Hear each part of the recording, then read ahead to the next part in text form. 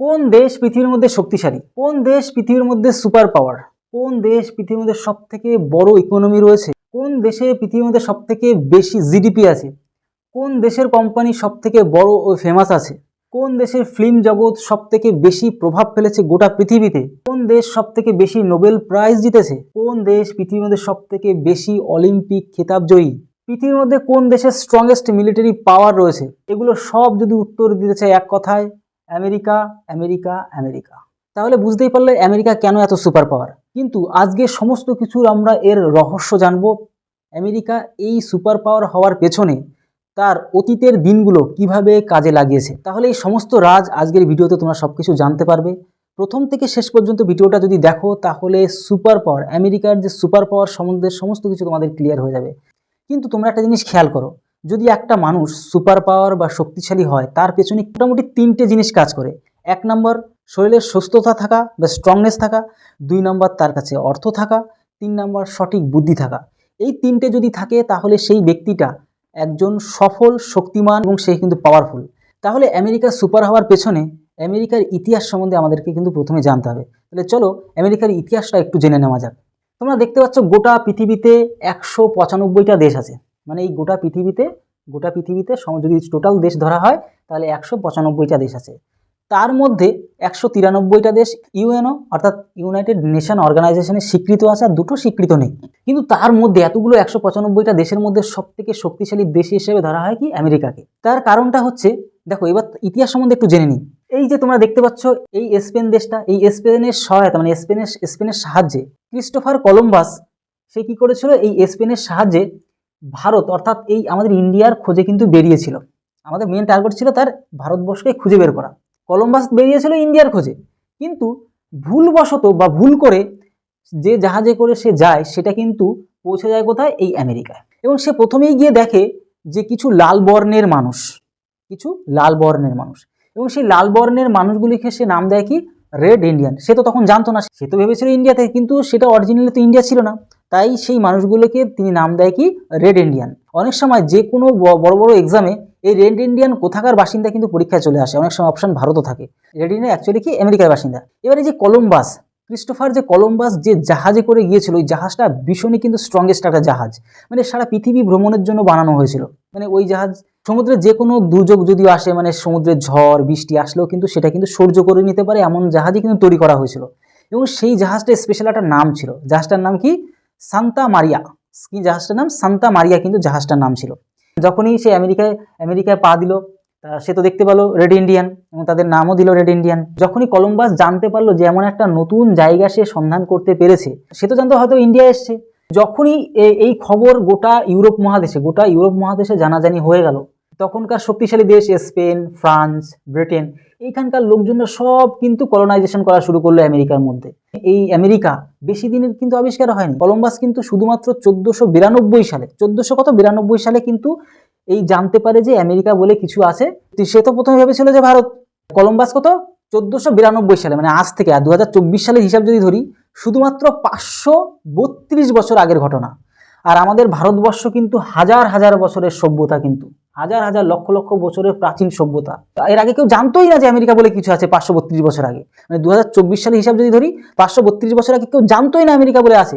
এই Christopher Columbus যায় বলেই সেখানে জানা যায় যে আমেরিকা বলে কিছু জিনিস আছে।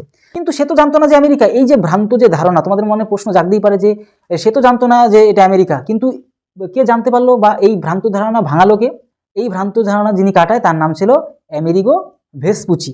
তো এই ভ্রান্ত ধারণা কেটে গেল, তখন এই আমেরিকাতে কি হলো, কলোনাইজেশন হওয়া শুরু হলো। এই ইউরোপের লোকেরা এখানকার নাম দিল, এই জায়গাটার নাম দিল কি, নিউ ওয়ার্ল্ড। তারপরে পরবর্তীকালে এই ইউরোপিয়ানদের দ্বারাই কিন্তু এই জায়গাটার নাম আমেরিকা হয়। তো তখন কি করলো, কলোনাইজেশন করা শুরু করলো, মানে উপনিষদ বসালো, নিজেরা বসবাস করতে শুরু করলো, মানে নতুন একটা পৃথিবী পেয়েছে, সেখানে বসবাস করার যে আনন্দ তারা নিতে থাকলো।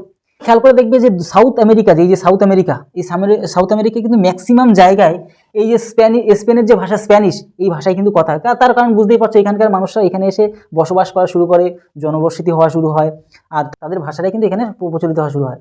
এই ব্রিটিশরা যেখানে গেছে সেইখানকার মানুষকেই অত্যাচার ছাড়া ছাড়েনি।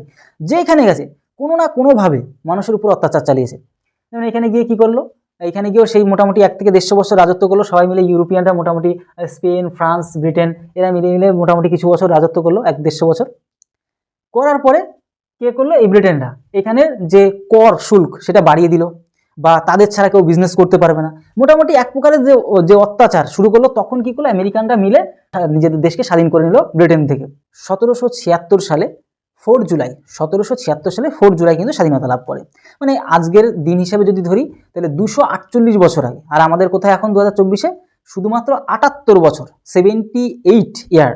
আর আমেরিকা 248 বছর আগেই স্বাধীনতা লাভ করে। তাহলে বুঝতে পারছো এখানে একটা প্লাস পয়েন্ট সুপার পাওয়ার হওয়ার জন্য। মানে অনেক বছর আগে স্বাধীন থাকলে কি আমাদের দেশ স্বাধীন হলে আমাদের ইচ্ছা মতন আমরা কাজ করতে পারবো এবং নিজেদের উন্নতির জন্য যা যা করতে হয় সেগুলো করতে পেরেছিল আমেরিকা। এই স্বাধীন আমেরিকায় প্রথম যে রাষ্ট্রপতি, মানে তখন যে লিড করেছিল, মানে যে আন্দোলনের নেতৃত্ব দিয়েছিল, জর্জ ওয়াশিংটন, এবং তার নাম অনুযায়ী কিন্তু সেখানকার যে রাজধানী, সেখানে যে ক্যাপিটাল, এই যে তোমরা এখানে খেয়াল করতে পারছো ওয়াশিংটন ডিসি, তার নাম অনুযায়ী কিন্তু তাদের যে ক্যাপিটালটা, তাদের রাজধানীর নামটা কিন্তু রাখা হয়, এবং তিনিই প্রথম ছিল সেখানকার মানে আমেরিকার রাষ্ট্রপতি।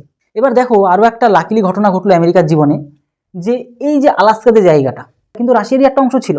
এই রাশিয়া, যে রাশিয়া এত বড় রাশিয়া দেখতে পাচ্ছ, এই রাশিয়ারই কিন্তু একটা অংশ ছিল কি আলাস্কা। কিন্তু তখন এই রাশিয়া ভাবছিল যে এটা একটা বেকার জায়গা। অ্যাকচুয়ালি কি হতো, ওই জায়গাটা সম্পূর্ণ বরফে ঢাকা, এই আলাস্কা জায়গাটা সম্পূর্ণ বরফে ঢাকা। রাশিয়া ভাবলো যে ফালতু অনেক সেনা টেনা লাগে এখানে রক্ষা করতে, এত খরচ, বরং কারো কাছে দিয়ে দিই বা বিক্রি করে দিই, ওটাই বেটার হবে, কেন একটা ফালতু জায়গা ওরা ভাবতো। তখন এই আমেরিকার কাছে প্রস্তাব দেয় যে আমেরিকা এই জায়গাটা কিনবে কিনা, আলাস্কা যে জায়গাটা। তখন আমেরিকাও রাজি হয়ে যায়। তোমরা শুনলে অবাক হয়ে যাবে যে এই আলাস্কা যে জায়গাটা, এই আলাস্কা জায়গাটা আমেরিকা একদম সস্তা দামে কেনে, মানে 7.2 মিলিয়ন ইউএস ডলার। মানে সেটা যদি ভারতীয় টাকায় কনভার্ট করি তাহলে শুধুমাত্র 60 কোটি টাকা, শুধুমাত্র 60 কোটি। এত বড় একটা দেশের মতন জায়গা, শুধুমাত্র 60 কোটি টাকা। রিলায়েন্সের যে মানে আম্বানি, মুকেশ আম্বানির যে ঘর, মানে যে বাড়িটা, তার যে মূল্য, তার মূল্য হচ্ছে 15,000 কোটি টাকা। মানে যদি আলাস্কার সাথে হিসেব করি, এরকম আলাস্কা 250টা লাগবে। এরকম আলাস্কা সেই সময় অনুযায়ী যদি বলি, এরকম আলাস্কা 250টা লাগবে। এত বড় দেশের মতন আলাস্কা 250টা হলে মুকেশ আম্বানির মতন যে বাড়ি তৈরি করা যাবে। বোঝা গেল? তাহলে এত সস্তায় কিন্তু আমেরিকা তখন কিনে ফেলেছিল। কিন্তু পরবর্তীকালে আমেরিকা যখন এই আলাস্কা দেখলো যে এই জায়গাটা, এই আলাস্কা যে জায়গাটা, যখন রিসার্চ করলো আমেরিকা, যখন এটা রিসার্চ করলো যে আলাস্কা জায়গাটা অ্যাকচুয়ালি কি, যে কিনে তো নিলাম, লস তো হয়ে যায়নি, তখন দেখতে পেলো এর ভূগর্ভে মানে এত সম্পদের সম্পূর্ণ জায়গা, মানে তৈল খনি থেকে শুরু করে কয়লা খনি, ইউরেনিয়াম, লোহা, ইস্পাত, তামা, সমস্ত কিছুতে পরিপূর্ণ, মানে সম্পদে একদম পরিপূর্ণ একটা জায়গা হচ্ছে আলাস্কা। প্রচুর পরিমাণে তৈল খনি আছে এখানে। তখন আমেরিকা বুঝতে পারলো যে আলাস্কা কিনে তাদের কিন্তু মানে প্রফিট, মানে লাভই হয়েছে। কিন্তু আমেরিকার জীবনে এটা লাভের একটা অংশ। তো এখানেও কিন্তু আমেরিকার যে ইকোনমিতে একটা বুস্ট করে, একটা শক্তিশালী জায়গা চলে আসে ইকোনমিতে। বুঝতে পারছো, সম্পদ থাকা মানেই তো সেই দেশ উন্নত থাকবে। ভালো একটা প্লাস পয়েন্ট, তাদের একটা লাকিলি একটা কেস ঘটে গেল তাদের জীবনে। আর তোমাদেরকে এটাও বলে রাখি যে আলাস্কাটা যে রাশিয়া থেকে কেনা হয়েছিল কত সালে, এই আমেরিকা এই আলাস্কাকে কিনেছিল 1867 সালে। আর যদি আজকের দিন হিসাবে ধরি 157 বছর আগে, শুধুমাত্র 157 বছর আগের কেস এটা। আমেরিকা সুপার পাওয়ার হিসেবে আরো কারণ আছে, সেটা হচ্ছে ভৌগোলিক কারণ। ভৌগোলিক কারণ বলতে কি, তোমরা ভালো করে খেয়াল করো, এটা তো আমেরিকা, এটা আমেরিকা। তো ভৌগোলিক কারণ বলতে কি, দেখো চারিপাশে প্রায় ম্যাক্সিমাম চারিপাশে সমুদ্র। এই সমুদ্র থাকার কারণে তাদের একটা প্লাস পয়েন্ট, কেউ এসে ডাইরেক্ট কিন্তু আক্রমণ করতে পারে না আমেরিকাতে। সমুদ্র থাকার কারণে সমুদ্রতে আসবে তবে তো আক্রমণ করবে। যেমনটা যদি কোনো স্থলভাগ থাকে কেউ, তখন কিন্তু সে ডাইরেক্ট, যেরকম যদি মেক্সিকো চায় তাহলে কিন্তু ডাইরেক্ট সে যুদ্ধ করতে পারে বা হামলা চালাতে পারে। কিন্তু আজকের দিনে সমুদ্র দিয়ে এসে আমেরিকাকে আক্রমণ করা কিন্তু অনেকটাই টাফলি একটা কাজ। তো সেই ক্ষেত্রে ভৌগোলিক দিক থেকেও কিন্তু যে সেনা খরচ, সেটাও কিন্তু আমেরিকার অনেকটাই কম হয়। আর যদি কোনো দেশে খরচ কম হয়, সৈন্য সেনা খরচ কম হয়, তাহলে সেই দেশ তো স্ট্রংলি হবে ইকোনমি দিক থেকে। সেখান থেকেও একটা আমেরিকা খুবই একটা প্লাস পয়েন্টে আছে এখানে ভৌগোলিক দিক থেকে। এর পাশাপাশি আমেরিকার একটা কিন্তু ভালো ধর্ম আছে, সেটা একটা ট্যালেন্টকে অ্যাচিভ করা, ট্যালেন্টকে বাহবা দেওয়া, ট্যালেন্ট মানুষদেরকে নিজেদের মধ্যে নিয়ে নেওয়া। এটা কিন্তু আমেরিকার একটা ভীষণ বড় একটা প্লাস পয়েন্ট। যদি ভারতের দিকেই খেয়াল করো, যেমনটা সুনিতা উইলিয়াম, তার বাবা কিন্তু গুজরাটি। তারপর তুমি দেখো কল্পনা চাওলা, সে কিন্তু হরিয়ানার মেয়ে। তারপর তুমি দেখো অন্ধ্রপ্রদেশের ছেলে হচ্ছে সত্য নাদেলা, যেটা মাইক্রোসফটের সিইও অর্থাৎ চিফ এক্সিকিউটিভ অফিসার, সেখানে কিন্তু কর্মরত। তাহলে বুঝতে পারছো মেন। তারপরে তুমি আরও যদি খেয়াল করো, তামিলনাড়ুর সুন্দর পিচাই, আমরা যে দেখি ইউটিউব দেখি, তারপরে গুগল চালাই, মানে বুঝতে পারছো ইন্টারনেট জগতে গুগল ছাড়া তো কিছু সম্ভবই না। এই গুগলের সিইও মানে মেন মাথা, মানে সমস্ত কিছু পরিচালনা করে সুন্দর পিচাই, অর্থাৎ সিইও অর্থাৎ চিফ এক্সিকিউটিভ অফিসার। তো বুঝতেই পারছো এই ট্যালেন্টকে কিন্তু আমেরিকা সবসময় কিন্তু নিজেদের মধ্যে নিয়ে আসে এবং তাদেরকে একদম ফ্রিলি কিন্তু ফ্রিডম হিসেবে কাজ করতে দেয়। এবং আরও যদি খেয়াল করো তো এলান মাস্ক বর্তমানে most richest man in the world কিন্তু আমেরিকার বাসিন্দা নয়, এই সাউথ আফ্রিকার কিন্তু একজন মানুষ, সে কিন্তু আমেরিকায় গিয়ে প্রতিষ্ঠিত হয়েছে। তো বুঝতে পারছি। এছাড়া আরও যদি তোমাদেরকে উল্লেখযোগ্য মানুষের কথা বলি, অ্যালবার্ট আইনস্টাইন, সে কিন্তু এই জার্মানির লোক, সেই কিন্তু আমেরিকায় গিয়ে বিখ্যাত হয়েছে। তো আরও অনেক শত শত হাজার হাজার মানুষ আছে, কয়েকজনের কথাই তোমাদেরকে শুধুমাত্র বললাম। তো মেন কথা হচ্ছে এটাই যে আমেরিকা কিন্তু পৃথিবীর যে কোনো প্রান্তের ট্যালেন্টকে কিন্তু নিজের দেশে কিন্তু জায়গা দেয়। তো এটাও কিন্তু আমেরিকার একটা প্লাস পয়েন্ট সুপার পাওয়ার তৈরি হওয়ার জন্য। তারপর দেখো নাসার মতন একটা সংস্থা, নাসার মতন একটা মহাকাশ সংস্থা কিন্তু আমাদের আমেরিকাতে আছে।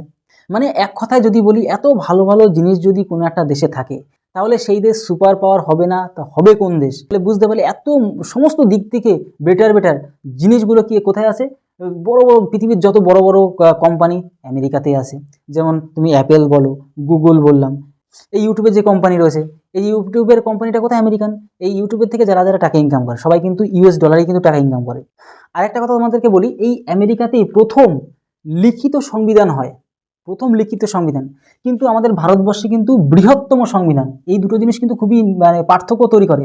এটা হচ্ছে আমেরিকা হচ্ছে প্রথম লিখিত সংবিধান তৈরি হয়, আর ভারতে তো লিখিত অবশ্যই, কিন্তু লিখিত প্লাস আমাদের বৃহত্তম সংবিধান। এবং আরও একটা গুরুত্বপূর্ণ ঘটনা, যে আমেরিকার সাথে রাশিয়ার যে কোল্ড ওয়ার মানে ঠান্ডা যুদ্ধ যখন হয়েছিল, তখন আমেরিকা মানে ঠান্ডা যুদ্ধ বলতে ওটাই মানে ইমোশনালি ব্ল্যাকমেল, মানে এক দেশ আরেকদেরকে ইমোশনালি ব্ল্যাকমেলের মাধ্যমে যে যুদ্ধ, মানে ডাইরেক্ট ফেস টু ফেস কখনো যুদ্ধ না, মানে ইনডাইরেক্ট। অনেকে আমরা বলি না, তুই আমাকে ব্ল্যাকমেল করছিস, এই ব্ল্যাকমেলটাও কিন্তু একটা থ্রেট, মানে একটা ধমকি। মানে এটা কি হাতাহাতি নয়, মানে গায়ে মারামারি বা বন্দুক চালানো বা গুলি চালানো বোম ফালানো এমন নয়, মানে এটাই অ্যাকচুয়ালি হয়েছিল কি আমেরিকা আর রাশিয়ার মধ্যে। তখন সেই সময় আমেরিকা কিন্তু পৃথিবীর অনেক দেশে নিজেদের সৈন্য ঘাঁটি কিন্তু তৈরি করেছে। এবং এটা করতে করতে আমেরিকা কিন্তু মিলিটারি যে পাওয়ার সেটা কিন্তু অনেক উন্নত, পৃথিবীর মধ্যে সবথেকে উন্নত জায়গায় কিন্তু পৌঁছে গেছে। তো এই সমস্ত দিক থেকে আমেরিকা নিজেদেরকে ইমপ্রুভ করতে এমন একটা জায়গায় তৈরি হয়ে আছে, যেটা কিনা বর্তমানে মানে পৃথিবীর মান্য হিসেবে বর্তমানে সুপার পাওয়ার হিসেবেই কিন্তু বিবেচিত। এবং তাছাড়া বিভিন্ন বিখ্যাত সংস্থা, ইউএনও, ওয়ার্ল্ড ব্যাংক, বিভিন্ন ধরনের যে সংস্থা কিন্তু ম্যাক্সিমাম কিন্তু আমেরিকার মধ্যেই আছে। তো এই বিবিধ কারণের জন্যই মূলত আমেরিকা বর্তমানে সুপার পাওয়ার। সবার শেষে তোমাদেরকে একটা কথাই বলবো, ভিডিওটি যদি তোমাদের ভালো লাগে তাহলে অবশ্যই আমাকে মোটিভেট করার জন্য একটা লাইক করতেই পারো এবং বন্ধুদেরকেও শেয়ার করো। তাহলে ভিডিওটি আজকে এই রইল। তত সময় সব ভালো থেকো, সুস্থ থাকো। জয় হিন্দ, জয় ভারত।